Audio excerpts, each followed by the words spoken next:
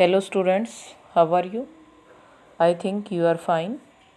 Today we have to discuss class 10th chapter 6 100 dresses part 2.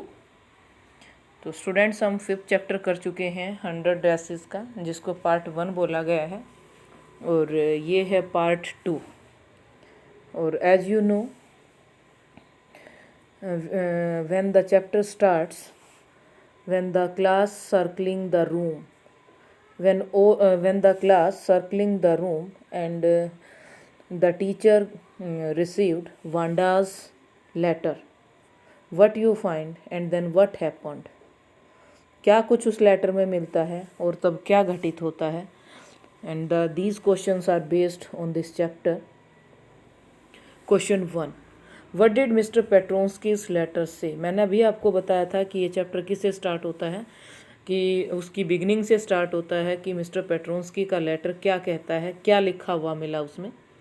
Mister Petronski's letter, mister Petronski was Wanda's father. Mister Petronski Wanda के पिताजी हैं.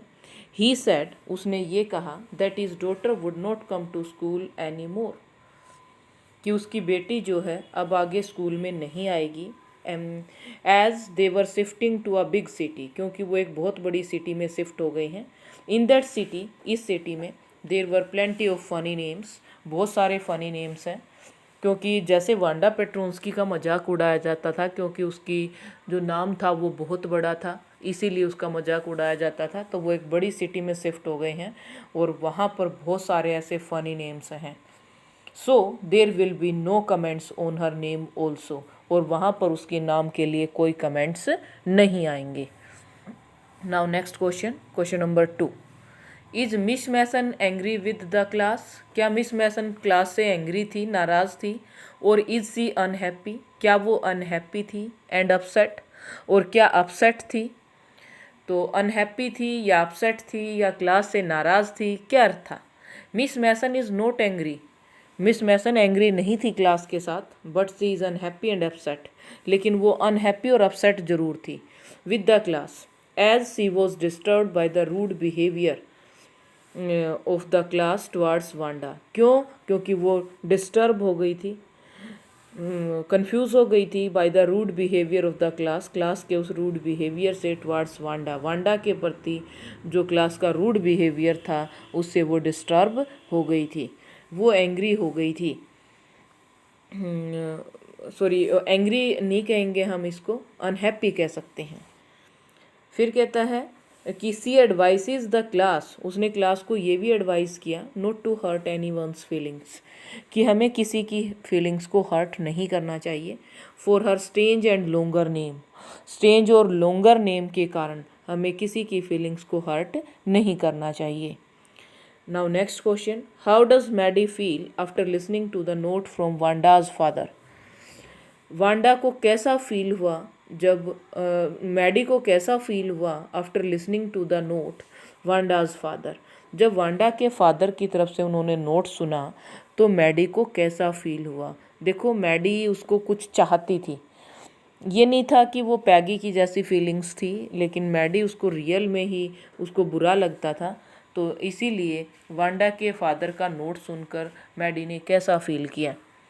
After listening to the note from Wanda's father, Wanda के father से note सुन करके Maddie feels guilty, Maddie को बहुत बुरा फील हुआ. सी रियलाइजेस हर मिस्टेक्स, उसने अपनी मिस्टेक्स को रियलाइज़ किया. She wants to tell Wanda, और वांडा को वो ये भी बताना चाहती थी that they had not mean to make fun of her, कि उनका मतलब, उनका मोटिव मजाक उड़ाने का नहीं है.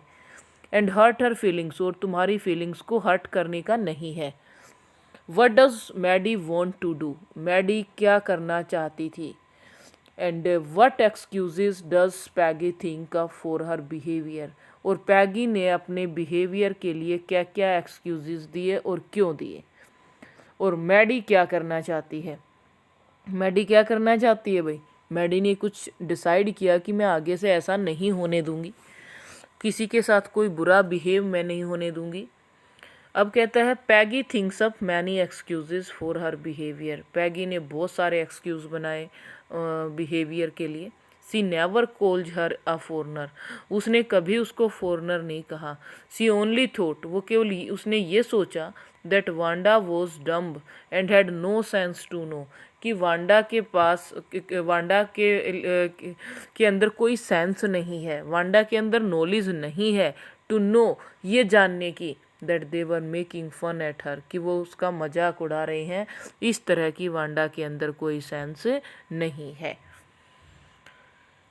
Now question number 6, what are Maddie's thoughts as they go to Boggins height, Maddie के क्या विचार थे जब वो बोगिन साइड जाते हैं, तो उसने क्या सोचा था। As they go to Boggin sides, जब वो बोगिन साइड जाते हैं, मैडी थॉट, मैडी ने सोचा, that they will find Wanda, कि वो वांडा को ढूंढ निकालेंगे।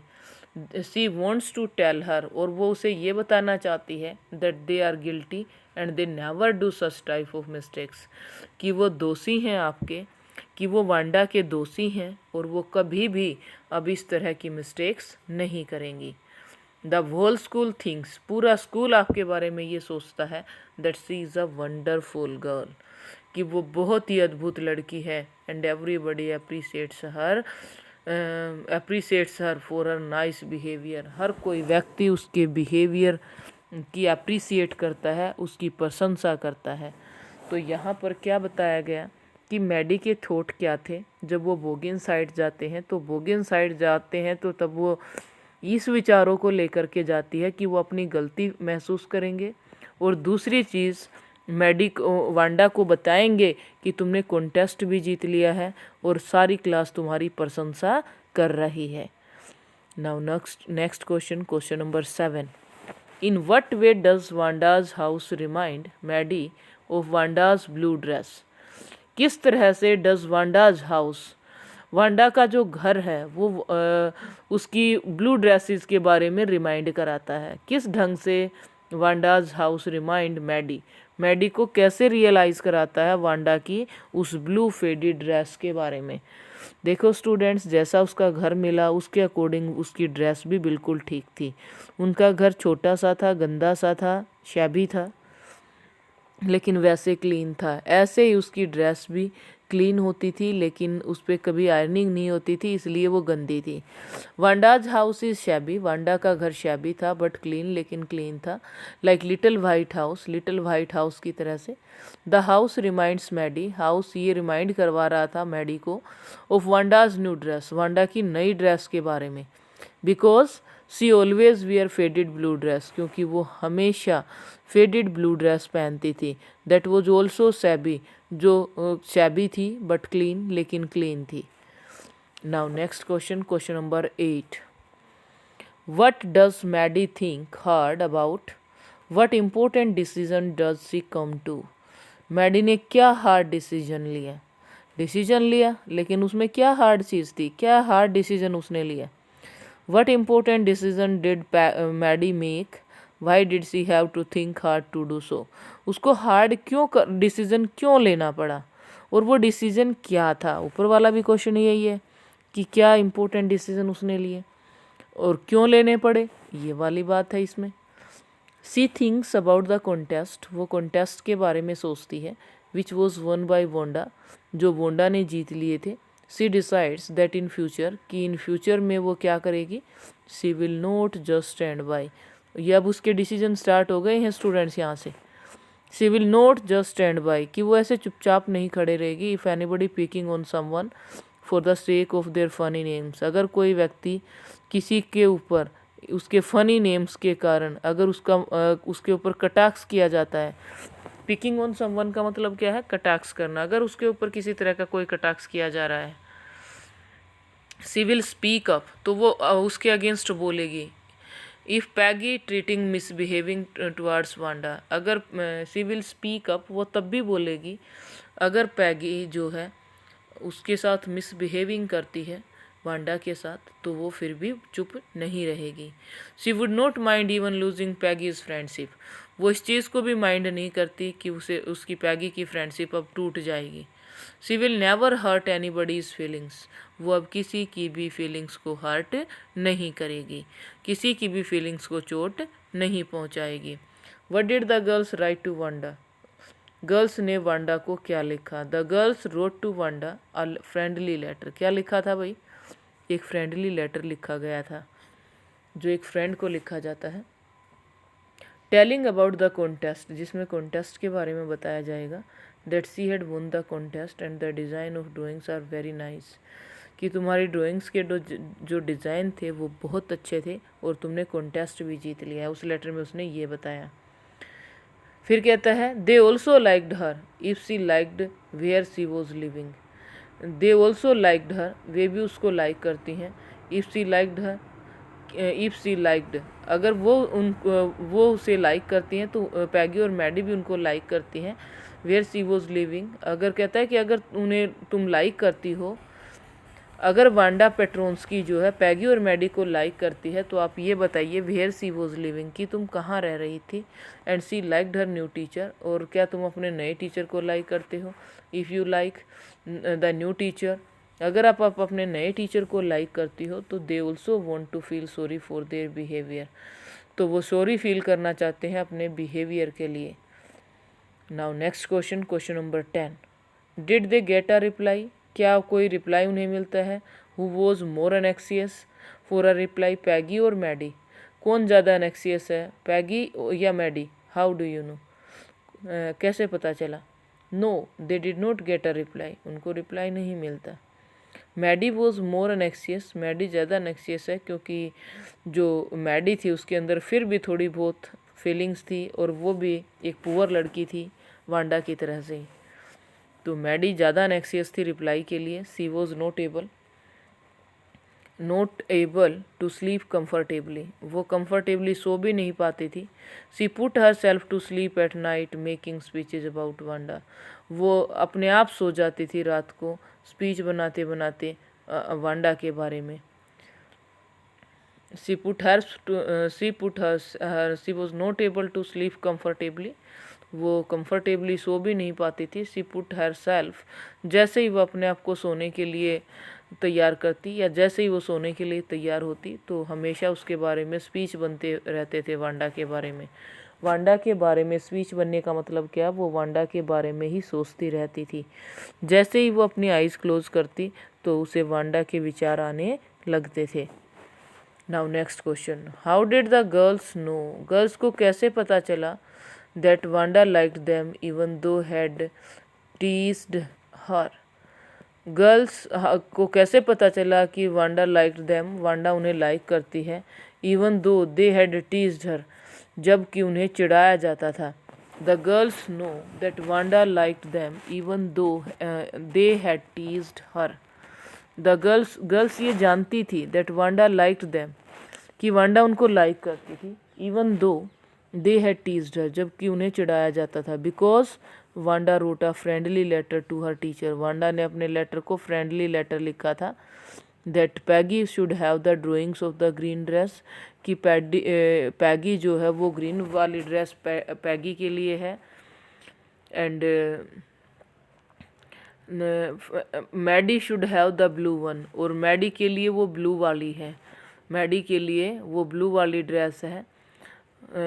लेकिन later they came to know, बाद में उनको पता चला that their head and face of the pictures looked like them, कि जो हेड और फेस था दोनों का वो उनकी पिक्चर्स से ही मिलता जुलता था, यानी कि पिक्चर्स मैडी और पैगी की बनाई गई थी, इसीलिए उनके हेड और फेस उनसे मिलते जुलते दिखाई दे रहे थे।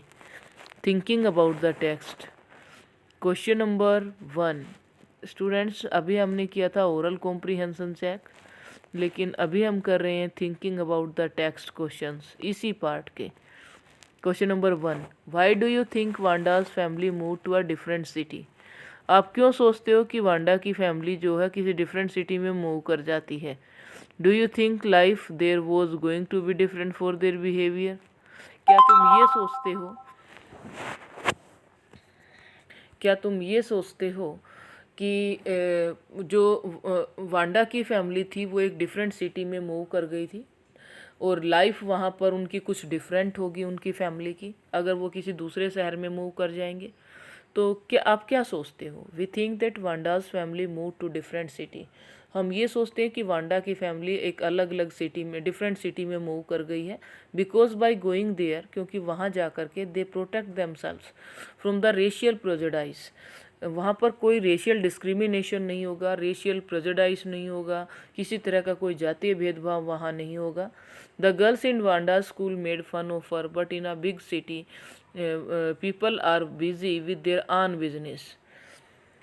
जो गर्ल्स थी वांडा के स्कूल में वो उनका मजाक उड़ाती थी, लेकिन बड़े शहर में लोग जो थे वो अपने बिजनेस से मतलब रखते थे, अपने बिजनेस में बिजी रहते थे। And have no time to make fun of others. उनके पास दूसरों को सताने का, दूसरों को मजाक उड़ाने का कोई समय नहीं होता।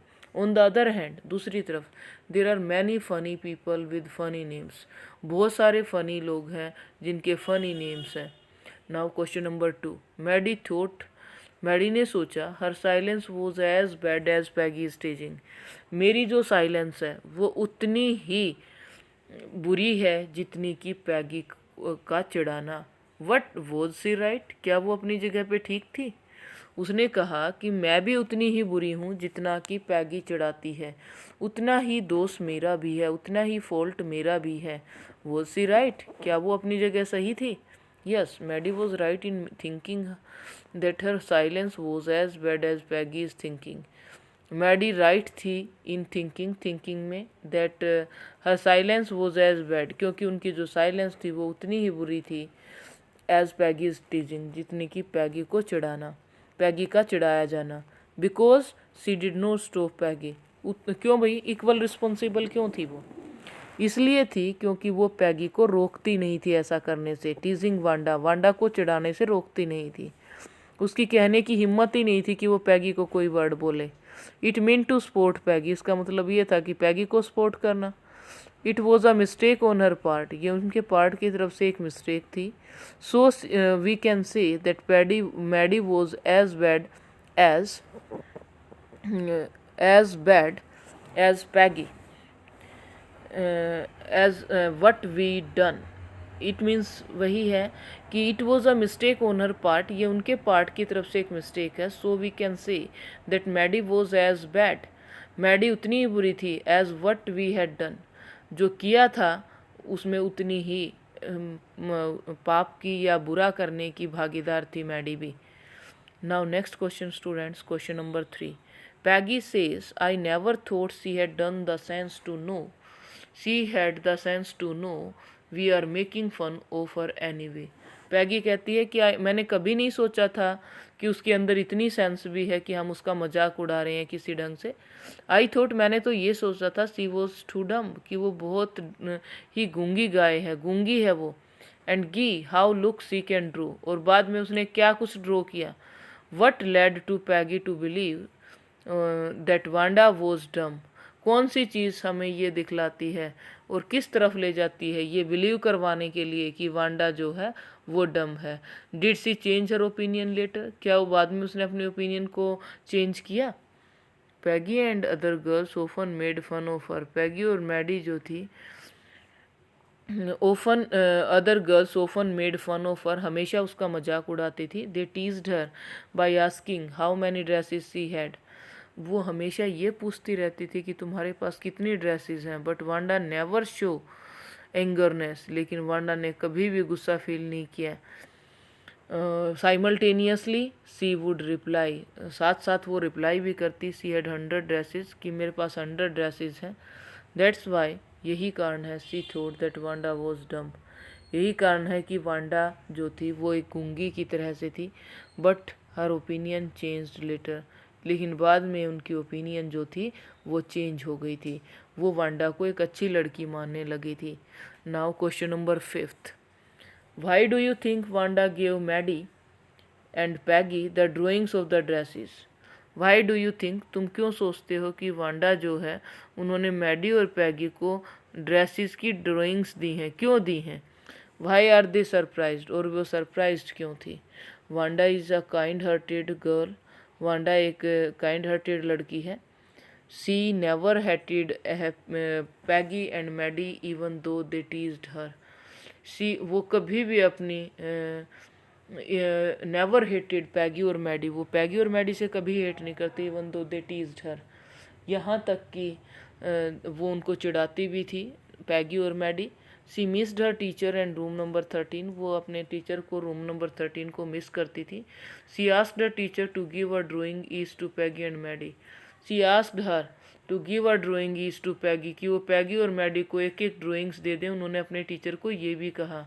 बट व्हेन दे सा, लेकिन जब उन्होंने देखा, that the head and face of the pictures looked like them, कि हेड और फेस उनके उस पिक्चर से मिलते जुलते थे, दे वर सरप्राइज्ड, इसी कारण वो सरप्राइज हुए। सरप्राइज किस कारण से हुए थे? उनको लगा कि पैगी वांडा जो है वो एक डम काऊ है और उसको किसी बात का कुछ नहीं पता, और वो उनकी, लेकिन वांडा ने उनकी फीलिंग्स को जाना और उनको वो ड्रेसेस दी, इसीलिए यही चीज़ सोच के वो क्या थे, सरप्राइज थे। Now next and last question, do you think Wanda really thought the girls were teaching her, क्या वांडा ये सोचती है कि गर्ल्स ने मुझे वास्तव में ही टीच किया? वाई और why not? No, we don't think that Wanda really thought the girls were teaching her. We don't think, हम कभी नहीं सोचते कि Wanda really thought the girls were teaching her, कि गर्ल्स उसे चिढ़ा रही हैं, ये बात उसने सोची हो, ऐसा उसके मन में कोई ध्यान नहीं था। Because if she had such ideas, अगर उसके पास इस तरह के आइडियाज़ हैं, if she would not have be given Maddie and Peggy the gift of dresses, अगर उसके पास उसके आइडियाज ऐसे ही होते, अगर वांडा के भी ऐसे ही विचार होते, तो वो क्यों देती उसको अपनी ड्रेस, मैडी और पैगी को वो ग्रीन और ब्लू ड्रेस क्यों देती? तो ये था स्टूडेंट्स आपका चैप्टर और इसके क्वेश्चन आंसर। हमने ओरल टाइप क्वेश्चंस भी डिस्कस किए हैं सभी, और लॉन्ग आंसर टाइप क्वेश्चंस भी हमने डिस्कस किए हैं, बट ऑलमोस्ट वही क्वेश्चंस मैंने डिस्कस करवाए हैं जो आपकी बुक में हैं। Thank you for watching this. may I hope you like this video, that is very easy, or in easy language, that is given in easy language, so it is easy to understand this. तो इसीलिए students channel को subscribe करना ना भूलें। जिन बच्चों ने subscribe कर लिया है उनके पास नोटिफिकेशन पहले ही आ जाते हैं, और जिन्होंने सब्सक्राइब नहीं किया है वो कर लेना, ताकि इसका नोटिफिकेशन मिलता रहे और कोई भी वर्क हो वो हम अप टू डेट कर सकें।